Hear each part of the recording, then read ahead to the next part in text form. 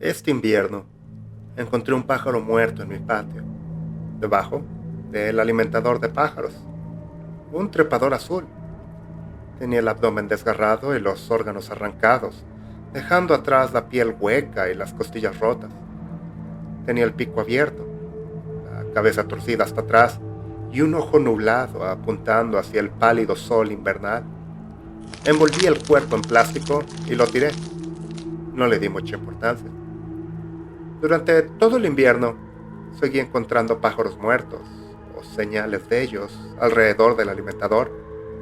Trozos de carne y plumas, trozos de hueso, manchas de sangre que se derretían en la nieve. Un gato montés, pensé, aunque nunca vi las huellas. Solo las profundas huellas de los venados, sus pezuñas hundiéndose en la nieve mientras atravesaban mi jardín, buscando con desesperación algo de vegetación que sobreviviera al largo invierno. Llegó la primavera. La nieve se derritió, convirtiendo el suelo en un barro esponjoso que suspiraba y se movía a cada paso. Ahora los pájaros morían en silencio, sus cuerpos acunados en la hierba joven, y yo no encontraba sus restos hasta que la tierra los había invadido, arrastrando huesos y plumas hasta una tumba poco profunda de la que solo sobresalía un trozo de cráneo o de pico. Los insectos dejaban estos cadáveres intactos. Enterré los que encontré frescos en mi jardín. El resto, dejé que la naturaleza los reclamara cuanto quisiera. Descubrí cómo morían una tarde fría, cuando el sol estaba abajo en el horizonte como una garganta hinchada. Me asomé a la ventana de atrás, con la cortina abierta lo suficiente como para ver un venado escuálido cruzando el jardín. El invierno había sido duro para él. Pensé que quizá nuestra zona estaba superpoblada y no encontraba suficiente comida entre todos los demás. Las patas le temblaban al andar. Las costillas le sobresalían tanto que podía ver cada cresta y en la penumbra parecían casi blancas. Sus ojos eran huecos vacíos en un cráneo con la piel tan tensa que delataban cada contorno del hueso que había dejado. El abdomen parecía haber desaparecido, un hueco oscuro justo después de las costillas. Me dio lástima. Se acercó a uno de los pinos de la reja trasera, acarició las ramas, sacudiendo el árbol como un barco en un ventarrón, y luego metió la cabeza entre las ramas exteriores y el oscuro interior. Cuando retiró la cabeza, tenía un pájaro en la boca, una cría de piel translúcida salpicada por las espinas de las plumas en crecimiento, con el cráneo demasiado grande balanceándose como una canica en una cuerda. El venado echó la cabeza hacia atrás, lanzando al pájaro hacia arriba, mientras abría la boca de par en par, con la garganta como un pozo, y sus dientes chasqueaban el cuerpo del ave.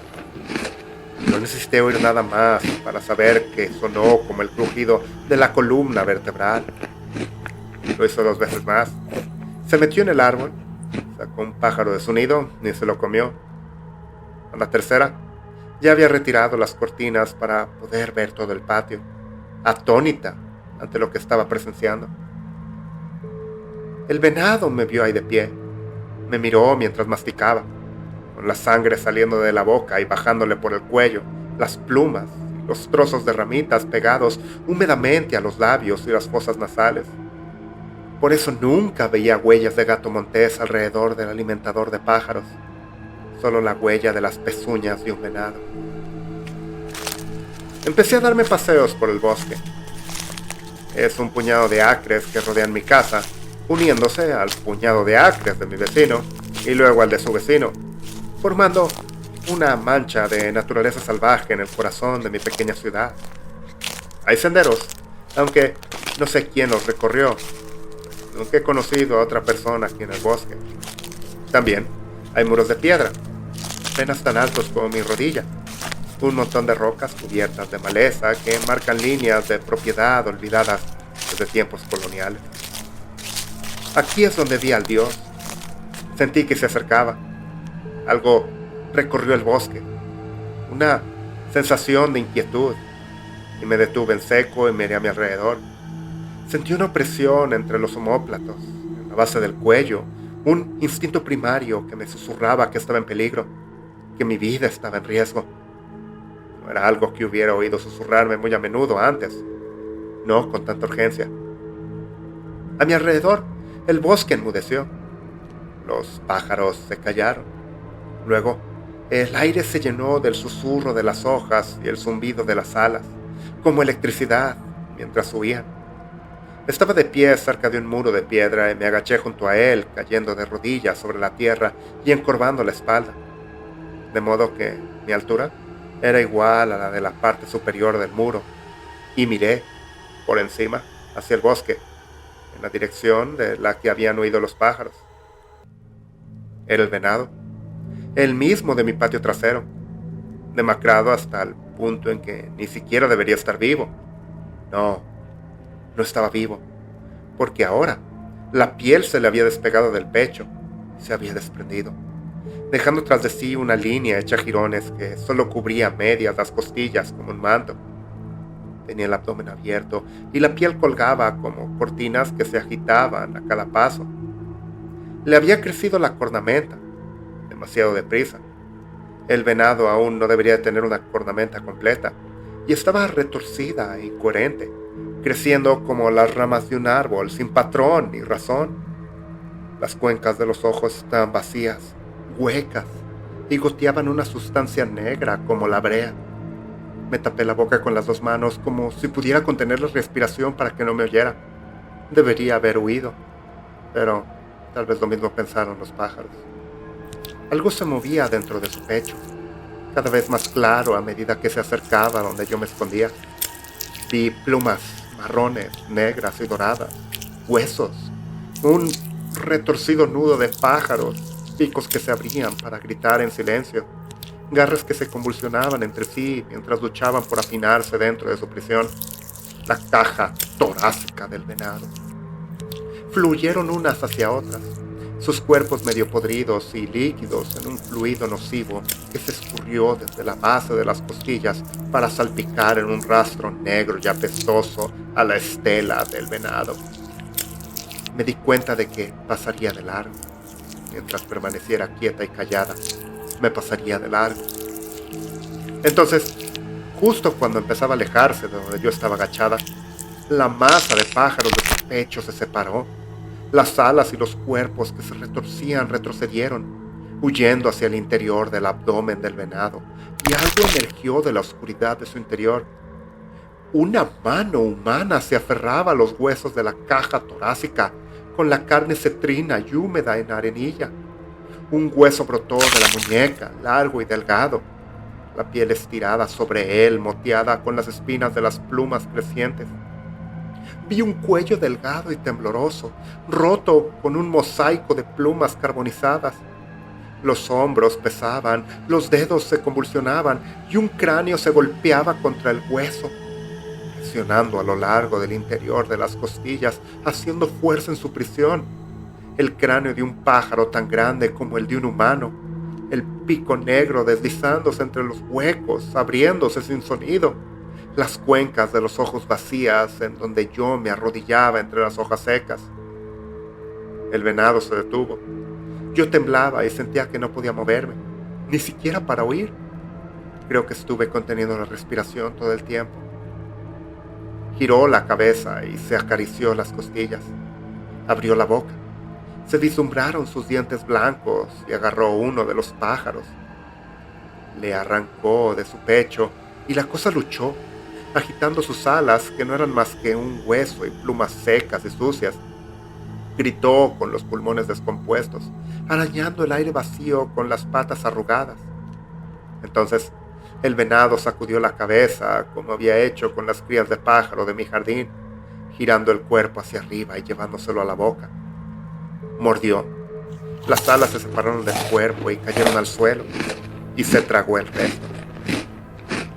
La criatura que llevaba dentro desapareció de nuevo en la oscuridad de su pecho. Reanudó la marcha y yo permanecí escondida hasta que volvieron los pájaros y los oí llamarse de nuevo. Solo entonces me levanté con piernas temblorosas y caminé hacia donde se había parado el venado. El rastro de baba apestaba. un hedor nauseabundo a podredumbre vieja. Respiré entrecortadamente. A mis pies había la mitad del cuerpo de un pájaro, con la espina dorsal seccionada justo debajo de la unión de las alas. Me agaché y lo recogí. Yacía inmóvil entre mis manos. No era más que un cadáver, un pedazo muerto de hueso, plumas y carne seca y vacía. Guardo sus restos en un cajón vacío de la cómoda, entre telas. No sé por qué. No creo que sea un monstruo. Tiene una majestuosidad y un propósito. Me escondí de él porque sentía el terror de la insignificancia, de la impotencia. Me pregunto si me habría hecho algo si me hubiera quedado de pie, si simplemente hubiera pasado de largo, porque es un dios y yo no le presto atención. Ya no voy al bosque. Esos acres son míos solo sobre la escritura. En realidad no me pertenecen. Iba a dejarlo así, intentar olvidar lo que había visto y quedarme en mi mundo, donde no hay dioses. Pero ayer por la tarde había un hombre en mi patio trasero, justo al anochecer, cuando el mundo se vuelve gris y las sombras de los árboles se aplanan en un solo plano, los detalles se pierden en la oscuridad. Era delgado y de carne esponjosa, como si hubiera estado demasiado tiempo bajo la lluvia. Llevaba pantalones y una camiseta que le quedaban flojos. Sus brazos estaban llenos de hendiduras, pequeños puntos rojos como pecas, y algunos aún sangraban. Cuando se movía iba descalzo. Se acercó al árbol de la terraza trasera, al comedor de pájaros, y tomó uno de los pájaros, un herrerillo, y no se movió, como si estuviera congelado. Lo rodeó con los dedos y se lo llevó a la boca. El pájaro se estremeció una vez, cuando apretó la mandíbula, y él giró la cabeza con los músculos del cuello tensos como cables de hierro y le arrancó la cabeza. La sangre le corría por la barbilla y el cuello de la camisa, con expresión ausente, mientras masticaba.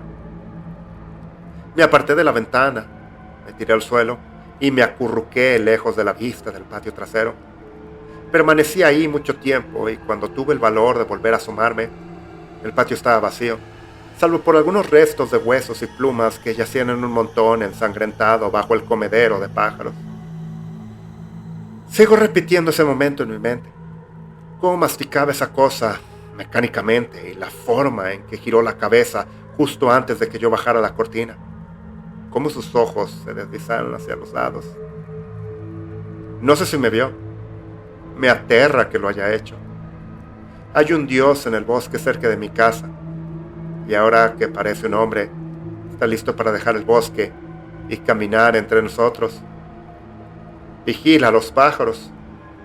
Si huyen, creo que tú también deberías de hacerlo.